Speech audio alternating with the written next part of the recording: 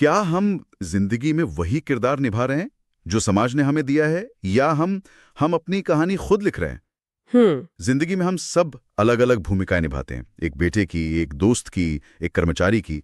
पर क्या कभी हमने ये सोचा है कि पैसे को लेकर हमारी क्या भूमिका है, हमारी पहचान क्या है? और ये एक बहुत जरूरी सवाल है। ये चर्चा सिर्फ पैसे कमाने या बचाने के बारे में नहीं है। नहीं, बिल्कुल नहीं। ये उस गहरी अनकही पहचान को समझने के बारे में है जिसे हम हर रोज अपनी आर्थिक आदतों से जीते हैं। और वो क्या है ना, हमारी आर्थिक पहचान अक्सर हमें अनजाने में ही मिल जाती है। आज हम जिस किताब की बात कर रहे हैं, एमजे डिमार्को की, वो इसी विचार को केंद्र में रखती है। अच्छा। लेखक कहते हैं कि पैसे की दुनिया में हम सब तीन में से कोई एक किरदार निभा रहे होते हैं। वो इन्हें 3 रास्ते कहते हैं। 3 रास्ते? हाँ, पहला है द साइडवॉक, यानी फुटपाथ पर चलने वाला। दूसरा द स्लो लेन, मतलब धीमी गति का रास्ता। और तीसरा है the fast lane. Fast lane यानी तेज गति का रास्ता। बिल्कुल। और आज की हमारी कोशिश इन्हीं 3 किरदारों की गहराइयों को समझने की है, ताकि हम देख सकें कि हम असल में कौन सी कहानी जी रहे हैं। चलिए, तो फिर पहले किरदार से शुरू करते हैं। द साइडवॉक, फुटपाथ पर चलने वाला।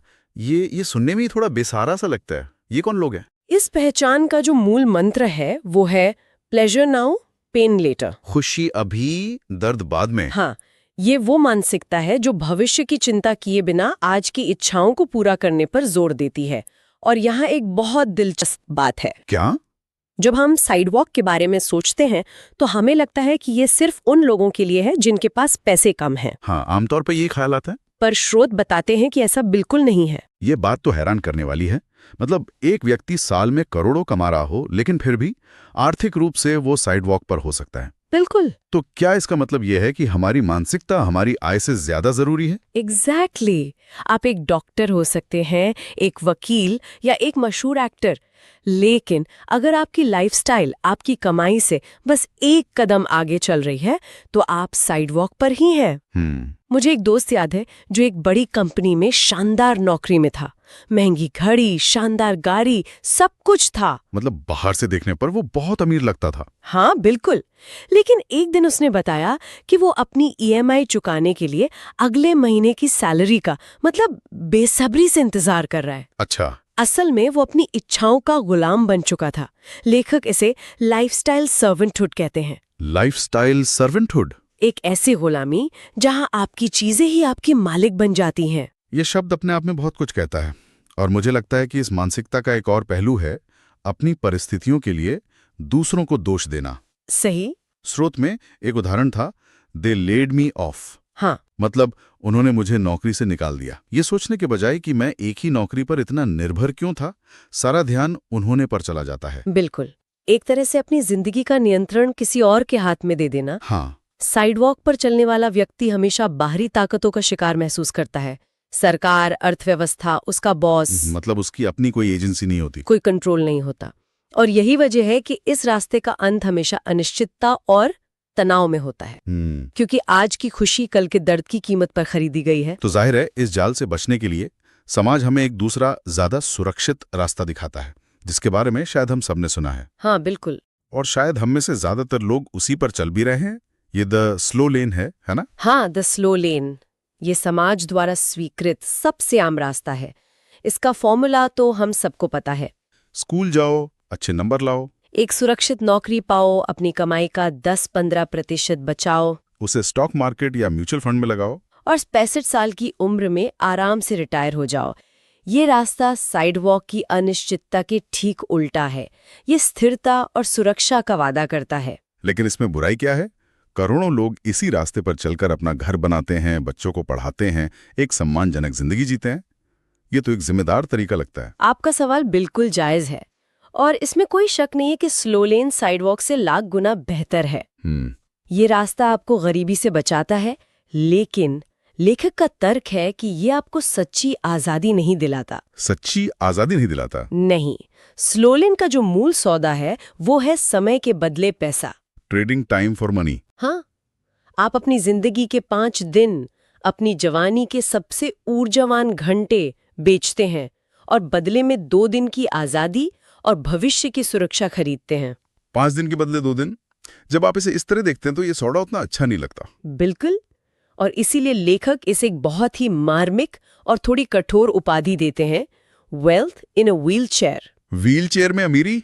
मतलब दौलत आपको तब मिलती है जब आपकी जिंदगी का सबसे अच्छा, सबसे सेहतमंद और ऊर्जावान समय वो बीत चुका होता है। जब आप दुनिया घूमना चाहते हैं तब आपके पास पैसा नहीं होता। और जब आपके पास पैसा होता है तब शायद सेहत या उम्र साथ न दे। पर जो लोग स्टॉक मार्केट में निवेश करते हैं उनका पैसा तो उनके लिए काम कर रहा है ना?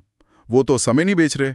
कंपाउंड की ताकत तो असली है। कंपाउंड की ताकत असली है, लेकिन स्लो लेन में उसका सबसे बड़ा ईंधन समय है, और वो भी बहुत लंबा समय। अच्छा। आपको 30-40 साल तक लगातार निवेश करना पड़ता है, और इस पूरी यात्रा के दौरान आपका नियंत्रण बहुत सीमित होता है। मतलब? आपकी आर्थिक तकदीर दो बाहरी ताकतों पर निर्भर करती है, आपकी नौकरी जो कभी भी जा सकती है, और स्टॉक मार्केट जिसके उतार चढ़ाव पर आपका कोई जोर नहीं है। सही बात है। आप गाड़ी चला नहीं रहे, आप बस एक यात्री हैं जिसे उम्मीद है कि गाड़ी 40 साल बाद सही सलामत मंजिल तक पहुंच जाएगी। ये सुरक्षा का एक भ्रम है, असली नियंत्रण नहीं। तो अगर साइडवॉक एक जाल है और स्लो लेन में भी असली आजादी नहीं है, तो ये तो सुनने में थोड़ा निराशाजनक लगता है।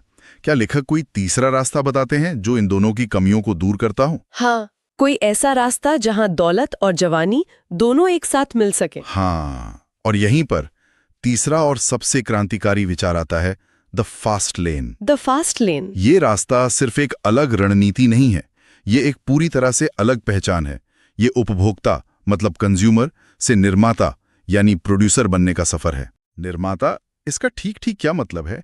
क्या इसका मतलब है कि सबको अपना बिजनेस शुरू कर देना चाहिए या कोई फैक्ट्री लगानी चाहिए? जरूरी नहीं। निर्माता होने का मूल विचार है मूल्य बनाना, क्रिएटिंग वैल्यू। फास्ट लेन पर चलने वाला इंसान पैसे के पीछे नहीं भागता, वो जरूरतें पूरी करने और समस्याएं सुलझाने के पीछे भागता है।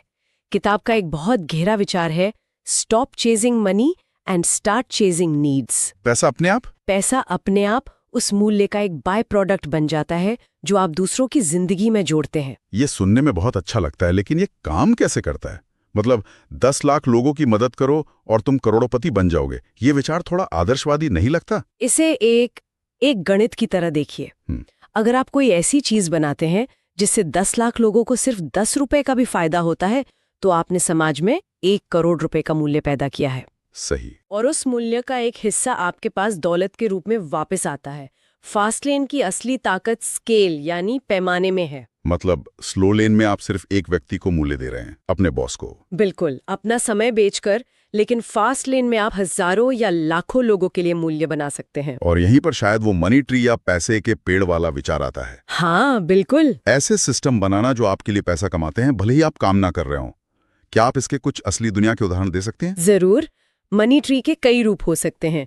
एक है रेंटल सिस्टम, जैसे आपके पास प्रॉपर्टीज हैं जिन्हें आप किराए पर देते हैं। ठीक है। या फिर आपके पास कुछ महंगे उपकरण हैं जैसे कैमरे, जिन्हें दूसरे लोग किराए पर लेते हैं। दूसरा है इंटेलेक्चुअल प्रॉपर्टी। आपने एक किताब लिखी जो सालों तक बिकती रहती है। क्या कोई गाना बनाया? हाँ, या कोई गाना बनाया या कोई कोर्स बनाया जिसे लोग सीखते रहते हैं।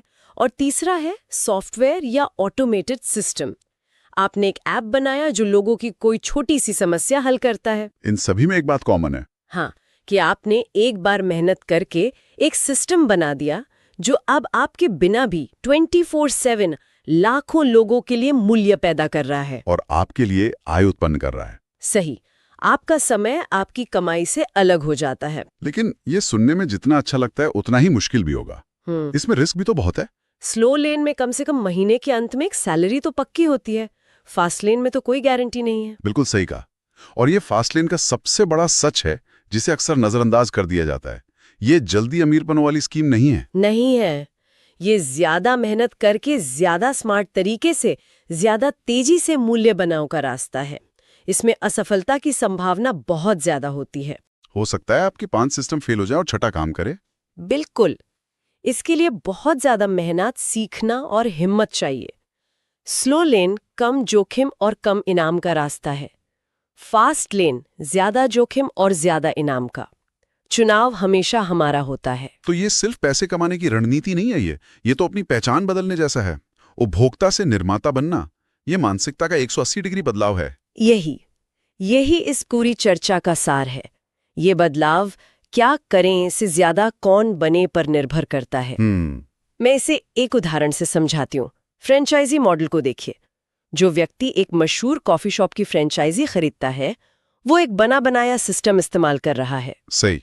वो एक तरह से उस सिस्टम का एक उन्नत उपभोक्ता है। लेकिन जिसने वो सिस्टम बनाया, हाँ, जिस व्यक्ति ने उस कॉफी शॉप का ब्रांड, रेसिपी और पूरा फ्रेंचाइजी सिस्टम बनाया, वो एक निर्माता है। उसने एक ऐसा मनी ट्री बनाया है जिसकी शाखाएं हजारों लोग उगा रहे हैं। सिस्टम के अंदर काम कर रहा है और दूसरा सिस्टम बना रहा है। तो एक निर्माता सोचता कैसे? जब वो दुनिया को देखता है तो उसे क्या नजर आता है? एक उपभोक्ता को असुविधाएं, शिकायतें और समस्याएं नजर आती हैं। यहाँ ट्रैफिक बहुत है, ये ऐप बहुत कंफ्यूजिंग है, काश कोई ऐसी सर्विस होती। हाँ, शिकायतें। और एक निर्माता भी इन्हीं समस्याओं को देखता है, लेकिन वो उन्हें शिकायतों की तरह नहीं बल्कि मौकों की तरह देखता है। अच्छा। ट्रैफिक बहुत है, तो क्या मैं एक ऐसा ऐप बना सकता हूँ जो सबसे अच्छा रूट बताए? ये ऐप कंफ्यूजिंग है, तो क्या मैं इससे बेहतर और आसान ऐप बना सकता हूँ? वो ये नहीं पूछता कि मैं जल्दी पैसा कैसे कमा सकता हूँ। बिल्कुल नहीं। वो पूछता है, मैं लोगों की कौन सी जरूरत पूरी कर सकता हूँ या बाजार में क्या कमी है। उसकी सोच हमेशा बाहर की तरफ, दूसरों की जरूरतों पर केंद्रित होती है, अपनी इच्छाओं पर नहीं। और ये बदलाव आसान नहीं होगा क्योंकि हमें बचपन से उपभोक्ता बनना ही सिखाया जाता है। सही। स्कूल हमें नियम मानना और नौकरी करना सिखाता है, सिस्टम बनाना नहीं। समाज हमें चीजें खरीदने के लिए प्रोत्साहित करता है, चीजें बनाने के लिए नहीं। और इसीलिए ये इतना गहरा बदलाव है। साइडवॉक और स्लो लेन दोनों ही रास्ते उपभोक्ता की पहचान पे आधारित हैं। एक आज की चीजों का उपभोग करता है, दूसरा भविष्य की सुरक्षा का। लेकिन फास्ट लेन का रास्ता निर्माता का है, जो दूसरों के उपभोग के लिए मूल्य बनाता है। हाँ। तो एक पल के लिए रुकें और सोचें, अपने काम में, अपने खर्चों में, अपनी रोजमर्रा की जिंदगी में आप सबसे ज्यादा कौन सी भूमिका निभा रहे हैं? एक उपभोक्ता की, जो चीजों और अनुभवों का उपभोग कर रहा है, अपना समय बेचने वाले की, जो एक सुरक्षित भविष्य के लिए अपनी जवानी का सौदा कर रहा है, या एक निर्माता की, जो दूसरों के लिए समस्याएं सुलझा रहा है और मूल्य बना रहा है? आप जो कहानी जी रहे हैं, क्या वो आपकी अपनी लिखी हुई है? हमारा आर्थिक रास्ता उस पहचान का आईना है जिसे हम चुनते हैं। हम या तो दूसरों द्वारा लिखी कहानी का एक पात्र बने रह सकते हैं या अपनी यात्रा के लेखक बन सकते हैं। और ये बदलाव सिर्फ ये जानने से नहीं आता कि क्या करना है, बल्कि ये गहराई से महसूस करने से आता है कि हमें कौन बनना है। दौलत कोई आंकड़ा नहीं है जिसका आप पीछा करते हैं, ये उस मूल्य का प्रतिबिंब है जो आप दूसरों के जीवन में जोड़ते हैं।